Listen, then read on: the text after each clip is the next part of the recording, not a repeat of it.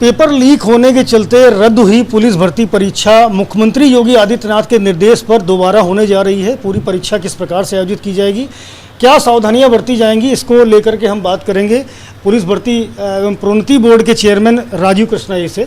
Sir, जो last year paper हुआ था, जिसके पेपर लीक हो गया था, उसके बाद ये भर्ती फिर से होने जा रही है, तो क्या क्या नए तरीके या क्या नए इंतजाम किए गए हैं इस बार? तो सबसे पहले मैं बताना चाहूँगा कि उत्तर प्रदेश पुलिस के आरक्षी यानी कांस्टेबल सिविल पुलिस पद के 60,244 पदों के लिए जो परीक्षा की तारीखें आज अनाउंस हुई हैं वो 23 तारीख, 24, 25 अगस्त और 30 और 31 अगस्त, इन 5 दिनों में परीक्षा की जाएगी। प्रत्येक दिन 2 पालियों में परीक्षा होगी, यानी कि कुल 10 शिफ्टों में परीक्षा होगी। इसमें वही प्रतिभागी रहेंगे जो पिछली परीक्षा में प्रतिभागी थे। तो टोटल प्रतिभागी करीब 48 लाख की संख्या में हैं और प्रत्येक शिफ्ट में 5 लाख की संख्या में प्रतिभागी इसमें पार्टिसिपेट करेंगे। जहाँ तक विशेष तैयारियों की बात है, मैं आपको बताना चाहूँगा कि पिछले महीने 16 जून को शासन के द्वारा एक विस्तृत शासनादेश जारी किया गया था, जो कि सभी यूपी के जितने भी भर्ती बोर्ड हैं उनके साथ विचार विमर्श करके शासन द्वारा ये एक विस्तृत शासनादेश जारी किया गया है।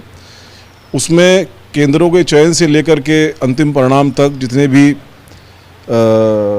स्टेप्स हैं, सभी का बहुत ही डिटेल में उसमें एसओपी निर्धारित की गई है। उसी एसओपी के हिसाब से परीक्षा की जा रही है।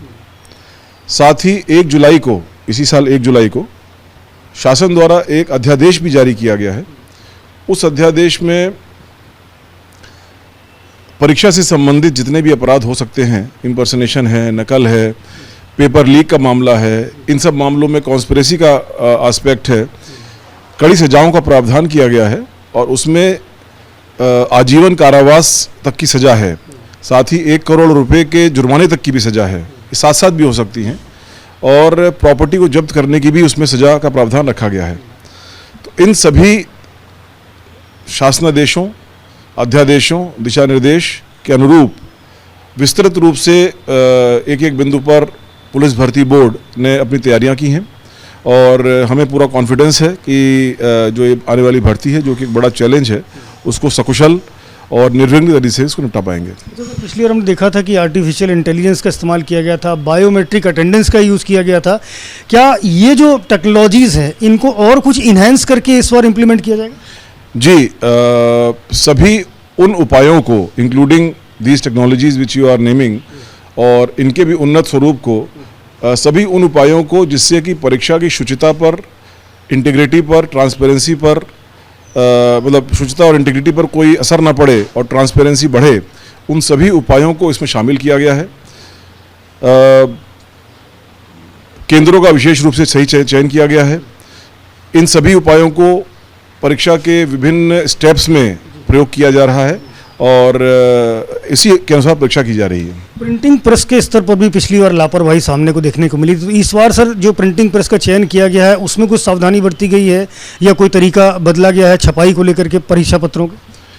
मैं इंडिविजुअल, क्योंकि कई सारे मामले इसमें कई सारे स्टेप्स में कॉन्फिडेंशियल नेचर के होते हैं, तो मैं सिर्फ यही कह पाऊँगा कि सभी स्टेप्स का ध्यान रखते हुए, सभी स्टेप्स का गहनता से विश्लेषण करते हुए, लेटेस्ट टेक्नोलॉजीज़ का इस्तेमाल करते हुए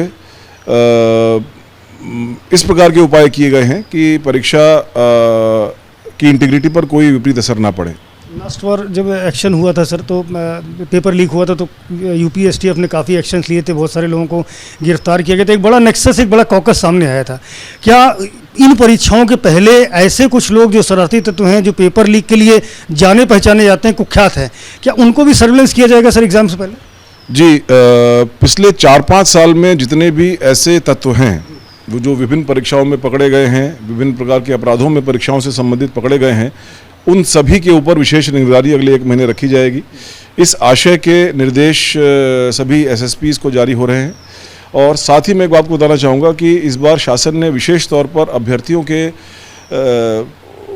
उनके फैसिलिटी के लिए यूपी रोडवेज़ को निर्देश किया है कि इस परीक्षा के अभ्यर्थी अपने गृह जनपद से जो परीक्षा का केंद्र है उस जनपद पर उनके जाने और आने के किराए को उसको शुल्क मुक्त रखा गया है। वे अपने परीक्षा के एडमिट कार्ड को दिखाकर वहाँ जा सकते हैं, वही एक टिकट के रूप में कार्य करेगा। और इस सहूलियत से काफ़ी सारे ऐसे लोगों को मदद मिलेगी जो अभ्यर्थी के रूप में आ रहे हैं। अंतिम प्रश्न सर कि पिछली बार जितने परीक्षार्थी थे क्या वो संख्या उतनी ही रहेगी या फ्रेश कोई आवेदन भी कर सकता है इसमें? नहीं, कोई फ्रेश आवेदन नहीं कर सकता है।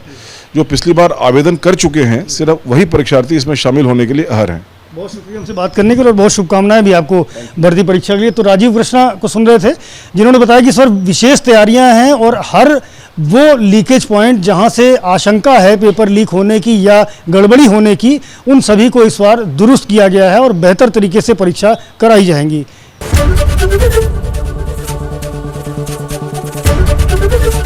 एबीपी गंगा, खबर आपकी, जुबान आपकी।